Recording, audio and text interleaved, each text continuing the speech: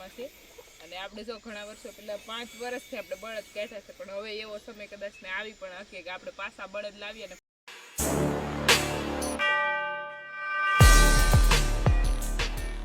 ગલેરેડ મહાદેવ કેમ છે બધા મજામાં જશો. અને અત્યારમાં આપણે વાડીએ પહોંચી ગયા છીએ અને કાલે એ પણ લોખંડ ઠલવાનું એનું કામ કરી દીધું છે ચાલુ. અને પ્રકાશ બીજો ખાડા આવી રીતના કંઈક ખાડા ગળા છે. હજી પ્રકાશભાઈ ખાડા ગાળી રહ્યા છે. તો પ્રકાશભાઈ શું કરો છો કામ? નહીં તમને બ્લોગમાં લઈને બહુ વ્યૂ આવે એટલે મફતમાં સાપી લઈને જ્યાં સુધી તમે તમારા ચેનલમાં રેગ્યુલર બ્લોગ ન મૂકો ત્યાં સુધી અમે તમારા નામથી વ્યૂઝ આપી લઈએ. એવડા મોટા ખાડા કેમ ગાળા પ્રકાશભાઈ? ઓ પ્રકાશભાઈ આન્સર નો દે. જો બધી ગાય મસ્ત બેઠી છે અને વેધર તો એવું જ છે કે જાણે વરસાદ આવી જાય.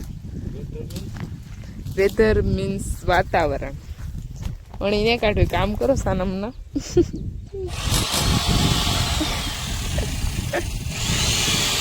થાक नहीं लगता है आपको? थकान नहीं लगती है आपको? આવા ઢગલા કાઢે અને આ બધું કામ ચાલે છે. અને મારે અને મમ્મીને જવાનું છે પૂળા હરખા ઓઘા બદલા. મમ્મી બંને છે ને ઓઘામાંથી પૂળા અલગ પાડવા માટે જઈએ છીએ. અને જો કાલે મીનાક્ષી દીદી ઓઘામાંથી પૂળા અલગ પાડી અને એક ઓઘો વિખેલો છે તો એ બધા તપી જાય તો સારી નિરણ થઈ જાય છે. બહુ કંઈ વાંધો નહીં આવે. જો હવે વરસાદ નહીં આવે તો વાંધો નહીં, બાકી હવે તો વાંધાના તો કંઈ પાર નથી. ચાલો તો લાગી જઈએ કામે. એ રીતના કંઈક ઓખા જુદા પાડી અને હું મમ્મી બંને નાખીએ છીએ. એ રીતના કંઈક ઉપાડીને ગાયો માટે લઈ જાય છે ને આપણે અહીં કામ કરવા મળીએ.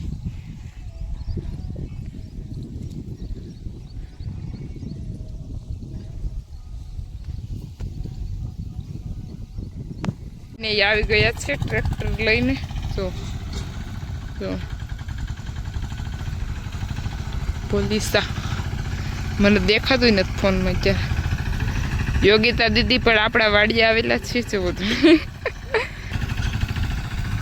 કિસી કિસી લોગ રહેતી હી યાર. ચલો તો અત્યારમાં આપણે વાડીએ આવી ગયા છીએ અને ગોરાજી યારે નખરા કરવા માટે બેસી ગયા છીએ. અને ગોરા તો બેઠા હતા પણ અમે બહુ સાળા કર્યા ને એટલે ગોરાજી ઉપાસ થઈ જાય કેમ કે ગોરાને ખસવાને બહુ ગોઠવા ગોરા એ છે અમારા ગોરા. અને બધી ગાય છે મસ્ત બાંધેલી છે. અને અત્યારમાં યોગિતા દીદી પણ આજે આપણી વાડી આવી ગઈ છે.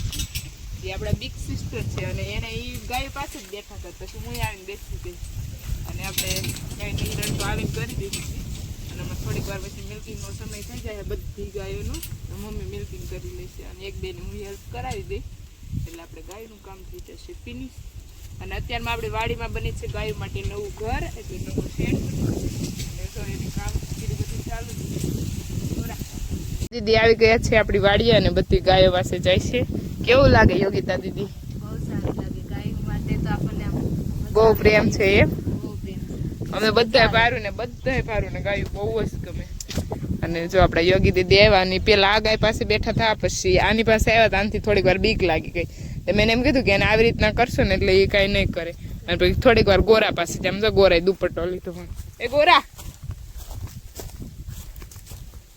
કરો હો ભગવાનનો ભેળો આવશે ઠાક. અને આનું નામ આપણે રાખવાનું છે એ હું શોર્ટ રીલ્સ મૂકી પણ હું તમને નહીં. યોગિતા દીદીને હવે આપણે અહીંયા જ રહેવાનું છે, સુરત નથી જવાનું હોય યોગિતા દીદી. વાંધો નહીં, અહીંયા રહેશે. તમારે ગૌશાળામાં ગૌ સેવા કરવી છે. આવીને પાછળ હા બધાને એવી ટેવ જ છે એક વખત ખંજવાળો ને એટલે એ આવી જ છે. તો ગાયું છે ને ગમે એવી હોય ને એને અહીંયા ખંજવાળ એટલે ખંજવાળ આવતી જ હોય એવું છે ને. જો અહીં બધી ગાય મસ્ત બાંધેલી છે.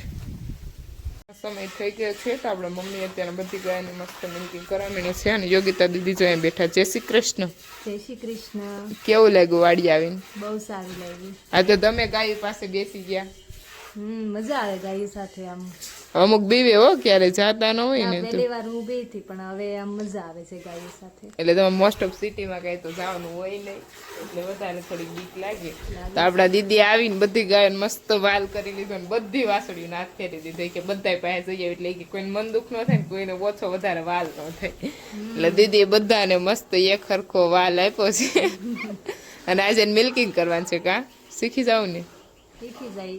જે ગાય આપણી હોજી છે બધાને મિલ્કિંગ કરવા દે એટલે વાંધો નહીં, એટલે આપણે આપણા દીદીને શીખવાડી દેવાનું છે. અને મમ્મી જો મિલ્કિંગ કરે છે અત્યારે. મિલ્કિંગ કરવાનું હોય તો 4 ગાયનું મિલ્કિંગ થઈ ગયું છે અને 2 ગાયો ફાઇનલી બાકી છે. 2 મમ્મી કરી નાખ્યું મિલ્કિંગ અને 2 મેં કરી નાખ્યું. અને જો યોગિતાજી કો દેખો, યોગિતાજી ગાય વાળા નખરાશ કરે છે. અત્યારે એને મજા આવી ગઈ ગાય વાળે કે મજા આવે હો. અને હાલો તો ગોપીજીનું મિલ્કિંગ કરશે મમ્મી જો મજા આવે મમ્મી નખરા કરો. જો મસ્ત પવન આવે છે અને અહીંયા સુધી કામ હજી કામ ચાલુ છે. અને યોગીજી જો દેખો, योगी ये है हमारे योगी जी. कैसे हो? बहुत बढ़िया हो आप. એને બહુ મજા આવી આજ નહીં યોગીજી? योगिता द्वाड़िए बहुत मजा आई आम तो गाय नखरा करे. बस सभी लोग गायों को ही मानने लगे तो बहुत अच्छा रहता. અને આ રાધા છે રૂપાળી ને કાળી. મમ્મી લાવો આનું મિલ્કિંગ એવું કરના. યોગિતાને કરું, યોગિતા આનું મિલ્કિંગ કરીને ખાલ આનું શીખવાડી ત્યાં છે. લોકડાઉનમાં કેમ શીખવાડે છે જેમ સેમ ટુ સેમ એમ. વાઢવાની હતી તો એ બધી વાઢી લીધી છે અને લારી ભરી દીધી છે ભાઈને. પણ હવે અત્યારમાં છે ને સવારે મેં જે ઓઘો જુદો પાડી અને નિરણ જે શીખવી હતી એ ગાયોની સવારની નિરણ કરવા માટે અત્યારમાં ભરી લેવાનું છે. તો જો ભાઈ ભરે છે અત્યારમાં નિરણ ટ્રેક્ટરમાં. જો આવું કંઈક છે અમારે. અને આવી રીતના બધી સૂકવી દીધી હતી. અને ઓઘામાં થોડી ખારી નીકળે છે. આ ઓઘામાં થોડીક વધારે ખરાબ બ્લેક નીકળે છે, ઓલામાં ઓછી છે. જોઈએ 15 તારીખમાં નિરણ ભરી અને આવે છે ધીમે ધીમે. અને વેધર હજી જોઈએ એવું ને એવું છે. હજી વરસાદ આવવાની ફૂલ આગાહી લાગે છે.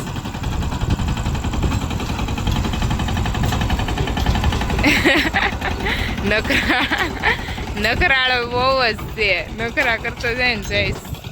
અને આવું કંઈક જો ગાયો સામે કેવી મસ્ત લાગ્યો છે. એમાં બાંધેલી આપણે બાંધી અને સીધા જાય છે. અને યોગિતાજી જો સામે, યોગિતાને જોવી અહીંથી આમ જો તો ફરી એ હે યોગિતાજી. દેખો દેખો દેખો શીકુડી નીચે મસ્ત હુતી આરામ કરે છે. અને ભાઈ જાય છે ગાયો પાસે ને આપણે પણ પહોંચી જાય ગાયો પાસે. જય શ્રી કૃષ્ણ. અત્યારે અમે પહોંચી ગયા છીએ વાડીએ અને તમને અમારા બ્લોગમાં નવું જ વ્યક્તિ જોવા મળશે. એમ તો જૂનું છે પણ નવું જો અહીંયા દેખાય. એ છોકરી એ છોકરી છોટી બ્રો ઊંચું જોઈ. એ છોકરી જો છોકરી આવી ગઈ છે સુરત થી. मेरा भाई आ गया है और मेरे भाई वेकेशन શરમાઈ ગયો અમારો ભાઈ સુરત થી. છે. ઓય શરમાય એવો નથી, ખાલી ઘડીક જ થોડો તો કેમ મોઢું નીચું રાખ્યું? ખાલી હજી આમ આવ્યો છે ને સુરત થી એટલે થોડોક ટાઈમ એને શરમ લાગશે. પછી તો એ હાથમાં ફોન લઈને ફરશે. પછી તો પોતે બ્લોગ ઉતારશે. હાલો શરમાઈ ગયેલ છોકરી. એ છોકરી છોકરી નહીં કહેવાની મારી. ચાલો તો અત્યારમાં આપણે જો બળદ ગાડું આપ્યું હતું વિથ લોંગ ટાઈમ પછી. અને જે અસલી સુકૂન છે ને આ બળદ રાખવામાં છે અને બળદની ખેતી કરવામાં છે. અને આપણે જો ઘણા વર્ષો પહેલા 5 વર્ષથી આપણે બળદ કાઢ્યા છે. પણ હવે એવો સમય કદાચ ને આવી પણ હશે કે આપણે પાછા બળદ લાવીએ અને પાછી આપણે બળદ ખેતી કરી. કેમ કે આ બેસ્ટ ખેતી થાય છે અને બળદ રાખવાની કંઈક મજા અને જે સુકૂન અને શાંતિ આમાં જ છે સાચી. અને જો આપણે આ બળદ ગાડી રાખી એની રીલ્સ આપણે ઇન્સ્ટામાં મૂકશું અને યુટ્યુબમાં મૂકશું અને ફેસબુકમાં મૂકશું. જલ્દી તમે જોઈ લેજો અને જલ્દી કોમેન્ટ કરી દેજો કેવી લાગી તમને મારી રીલ્સ.